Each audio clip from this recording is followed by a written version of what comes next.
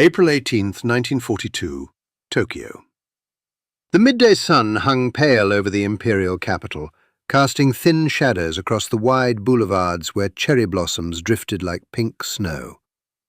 In the Naval Ministry building near Kasumigaseki, Admiral Isoroku Yamamoto stood before a window on the third floor, hands clasped behind his back, watching the petals fall. The air smelled of spring, plum blossoms and wet stone, and somewhere in the distance a vendor called out prices for roasted sweet potatoes. It was a Thursday. It was peaceful. It was the heart of an empire that believed itself untouchable. Then the sirens began. At first they were distant, almost polite, as if apologizing for the interruption, but within seconds they grew into a wail that tore through the spring air like a blade through silk. Yamamoto did not move. He simply closed his eyes. And in that moment, before the first bomb fell, before the first plume of smoke rose above the Shiba ward, he knew. He knew with the certainty of a man who had studied at Harvard, who had served as a naval attaché in Washington, who had walked the streets of American cities and seen the factories that stretched to the horizon. He knew what this meant. 16 American B-25 bombers, medium-range aircraft never designed to launch from a carrier deck, had done the impossible. They had lifted off from the pitching deck of the USS Hornet some 650 miles east of Japan, skimmed across the Pacific at wave-top height, and now they were here, over the home islands, over Tokyo itself, dropping 500-pound bombs on factories and fuel depots and the sacred soil that no foreign power had violated in more than 2,000 years. The explosions were not massive, the damage was not catastrophic. 50 people would die, 100 buildings would burn. In the grand calculus of total war, it was barely a footnote. But Admiral Yamamoto understood what others did not. This was not an attack, this was a message. And the message was simple: you are not safe. You have never been safe, and this is only the beginning. In the aftermath, as smoke rose in thin grey columns above the city and fire brigades raced through streets clogged with confused civilians, the Japanese High Command convened in emergency session. The room was austere, tatami mats, low tables, the faint smell of green tea and cigarette smoke. Maps covered the walls, red pins marked the outer perimeter of Japanese conquest. Wake Island, Guam, the Philippines, Malaya, Burma, the Dutch East Indies. It was an empire that stretched across a third of the globe, seized in just 4 months. Every engagement had been a victory. Every battle had confirmed what they believed in their bones. That Japanese spirit, Japanese discipline, Japanese willingness to die for the emperor made them invincible. And yet American bombers had just flown over Tokyo. The question that dominated the meeting was not how, but why. How had carrier-based aircraft, planes far too heavy, far too large, managed to take off from a flight deck in open ocean? The engineering seemed impossible. The navigation seemed suicidal. To launch medium bombers from a carrier and fly them one way across 600 miles of open water, with no certainty of landing, no hope of return, required a kind of recklessness that violated every principle of Japanese military doctrine. It was wasteful, it was illogical, it was American.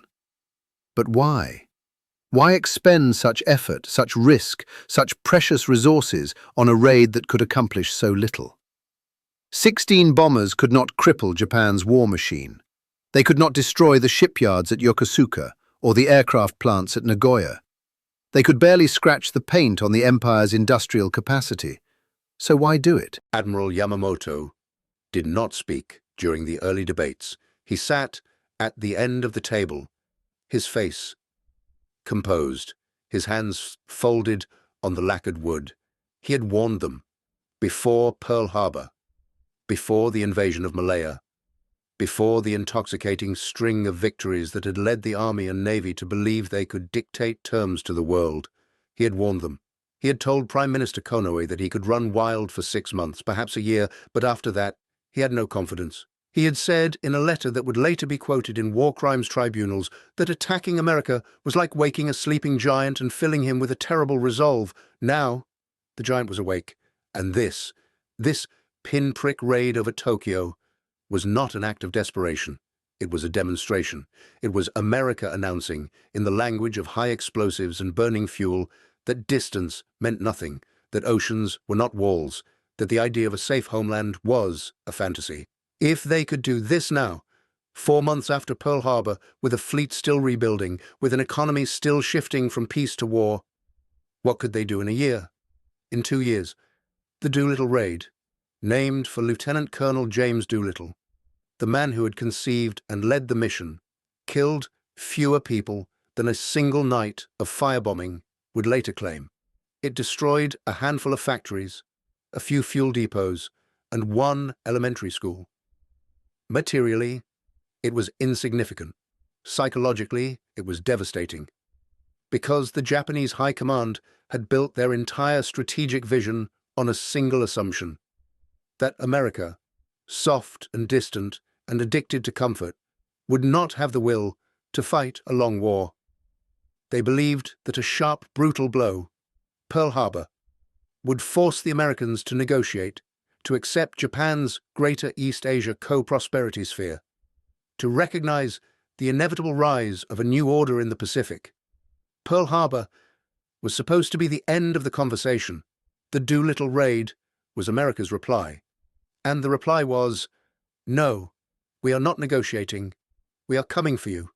In the days following the raid, Japanese newspapers published furious editorials condemning the inhuman bombing of civilian areas, calling the American airmen war criminals, demanding vengeance.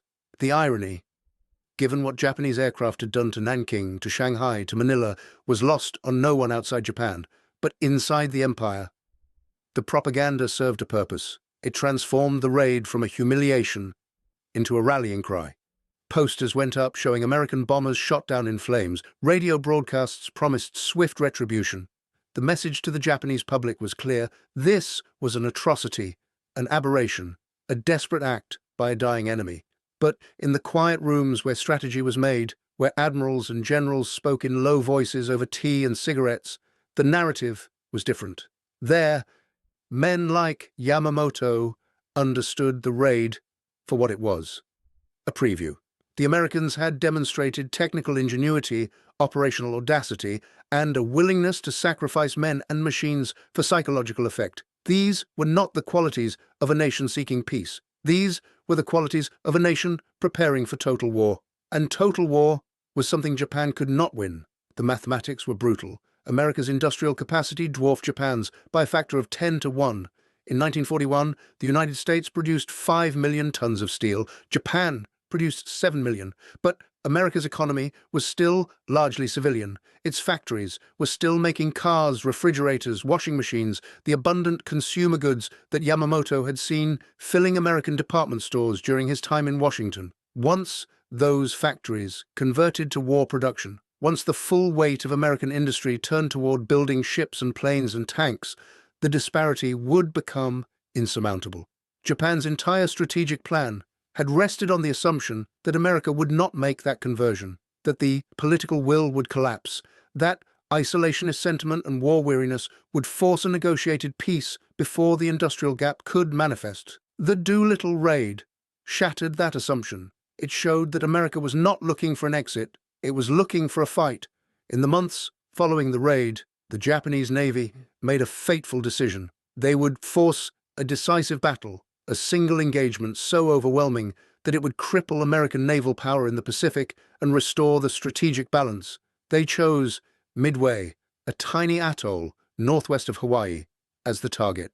The plan was elegant: lure the American carriers into a trap, destroy them with overwhelming force, and eliminate the threat before American industry could replace the losses. Admiral Yamamoto knew it was a gamble. He had opposed the operation initially, arguing that Japan's resources were better spent consolidating gains in the South Pacific, fortifying defensive positions, making the cost of American advance so high that Washington would eventually tire of paying it.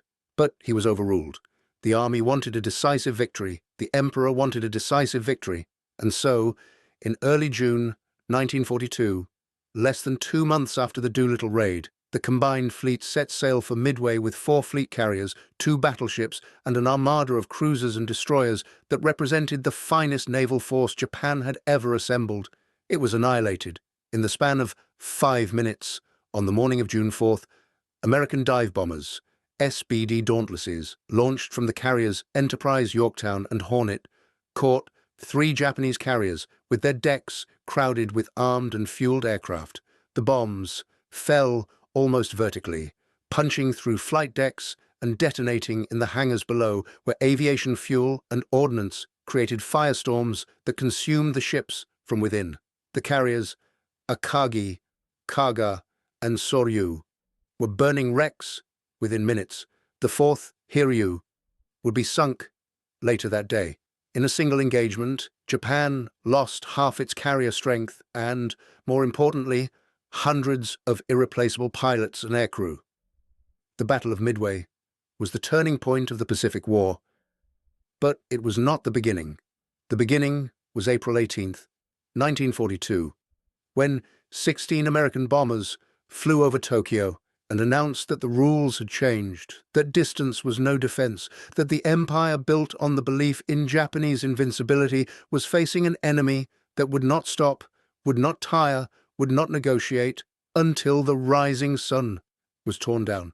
Admiral Yamamoto did not weep at Midway. He was a stoic man, trained in the Bushido tradition, accustomed to accepting fate with composure.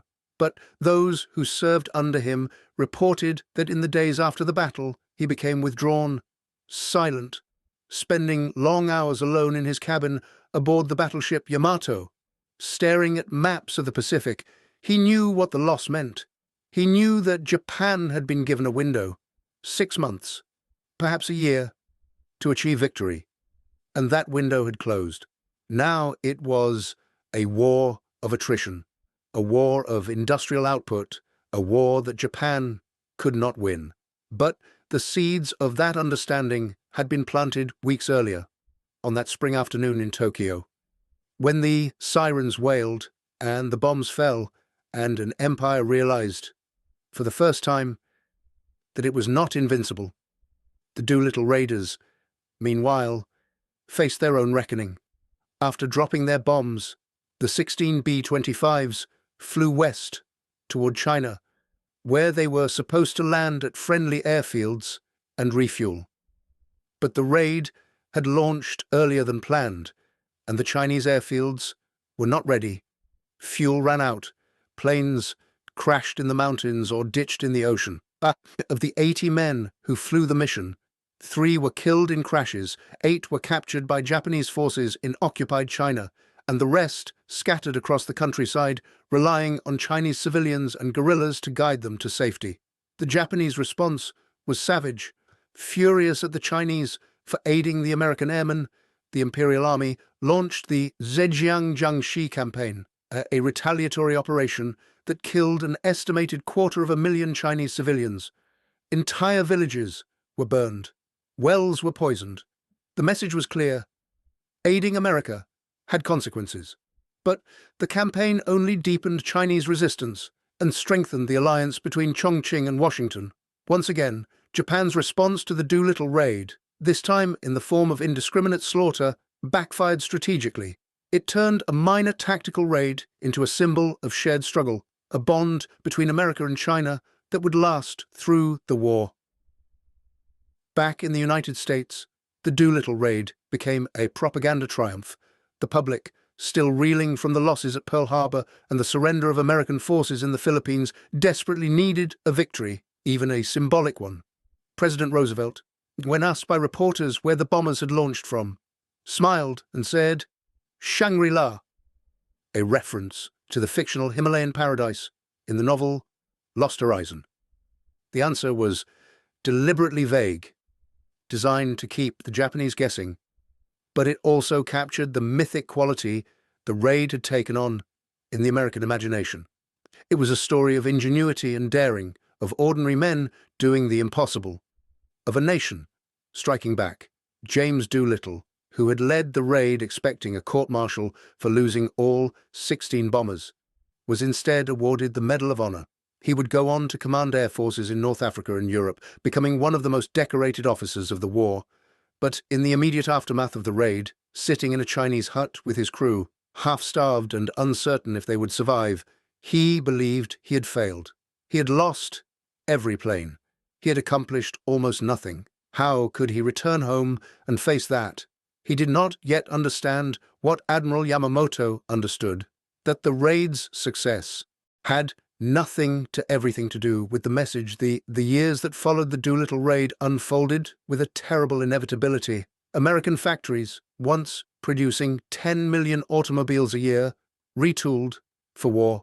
By 1943, American shipyards were launching a new escort carrier every week. By 1944, the United States was producing more aircraft in a single month than Japan produced in an entire year. The industrial disparity that Yamamoto had feared became reality, and with it came an island-hopping campaign that pushed Japanese forces back across the Pacific, battle by bloody battle, until the empire that had stretched from the Solomon Islands to the borders of India was reduced to the home islands themselves. Yamamoto did not live to see the end. In April 1943, American codebreakers intercepted a message detailing his inspection tour of forward bases in the Solomon Islands. Admiral Chester Nimitz, commander of the Pacific Fleet, authorized an assassination mission. On April 18, 1943, exactly 1 year after the Doolittle raid, 16 P-38 Lightning fighters intercepted Yamamoto's transport plane over Bougainville and shot it down. The admiral who had planned Pearl Harbor, who had warned his superiors of America's industrial might, who had understood from the beginning that Japan could not win a long war, died in the jungles of the South Pacific, his body still strapped into the wreckage of his plane. The symmetry was not lost on American planners. 16 bombers over Tokyo, 16 fighters over Bougainville. 1 year apart. It was as if the war itself had a sense of narrative structure, a cruel poetry that played out in the fates of men and nations. By 1945, the question was no longer whether Japan would lose, but how much it would suffer before admitting defeat. American bombers, first B-24s, then B-29 superfortresses, ranged freely over Japanese cities, dropping incendiaries that turned wood and paper neighborhoods into infernos. Tokyo, Osaka, Nagoya, Kobe. Each city burned in turn. The firebombing of Tokyo on the night of March 9th to 10th, 1945, killed more people than either atomic bomb would later claim. The heat was so intense that canals boiled. Survivors described the air itself catching fire, and yet the Japanese government refused to surrender. Even as American submarines strangled supply lines, even as the economy collapsed, even as civilians starved, the military leadership clung to the fantasy of a final decisive battle, a Ketsugo operation that would inflict such casualties on an American invasion force that Washington would agree to a negotiated peace. They were still fighting the war they had imagined in 1941, the war where American will would break, where soft democracy would collapse under the weight of sacrifice. They did not understand or refuse to accept that the Doolittle raid had already answered that question. America's will would not break. America's resolve would not falter, because the raid had not been an act of desperation. It had been an act of promise, a promise that the oceans were not wide enough, that the distance was not far enough, that there was nowhere the empire could hide. On August 6, 1945, a single B-29 bomber named Enola Gay dropped an atomic bomb on Hiroshima. 3 days later, another B-29, Bockscar, dropped a second bomb on Nagasaki. The weapons were unimaginable. Cities erased in an instant, shadows burned into stone. A new kind of fire that did not extinguish, but lingered, poisoning the soil and the water and the bodies of those who survived.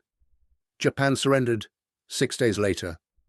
In the decades that followed, historians would debate the necessity of the atomic bombs, the morality of strategic bombing, the calculus of lives saved versus lives destroyed. But one fact remained undeniable. The arc of the war, from Pearl Harbor to Hiroshima, had been determined not by ideology or courage or willingness to die, but by industrial capacity.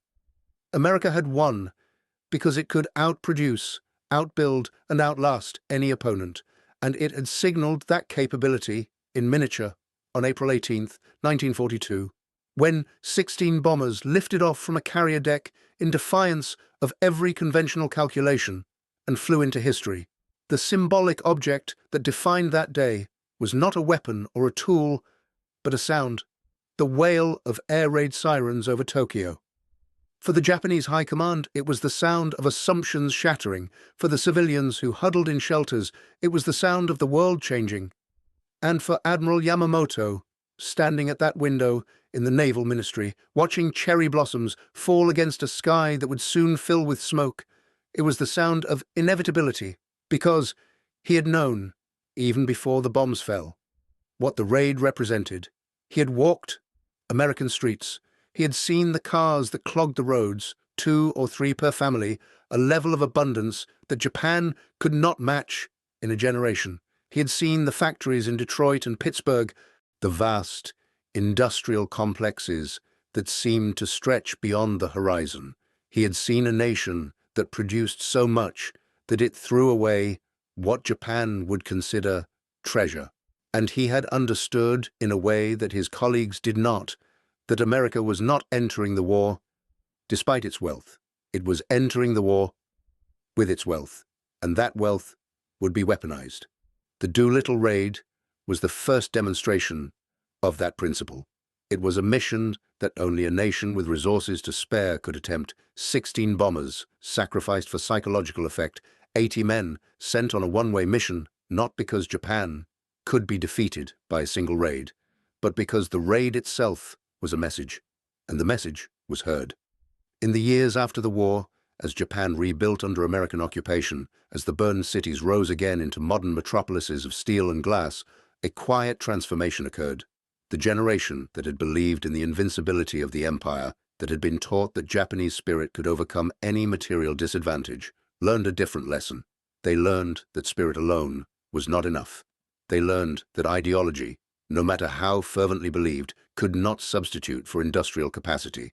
They learned that in a modern war, the side that could build more, faster, better, would win. And they learned it on April 18th, 1942, when the sirens wailed and the bombs fell, and an empire realized for the first time that it had made a mistake from which there was no return. The epilogue to the Doolittle raid is not found in the official histories or the casualty statistics. It is found in the quiet moments of realization, in the faces of men who understood, too late, that they had started a war they could not win. It is found in the decision to attack Midway, a desperate gamble born from the need to do something, anything, to shift the balance before American industry fully mobilized. It is found in the firebombing campaigns that followed, in the island battles where Japanese soldiers fought with suicidal courage because they believed that courage alone could turn the tide.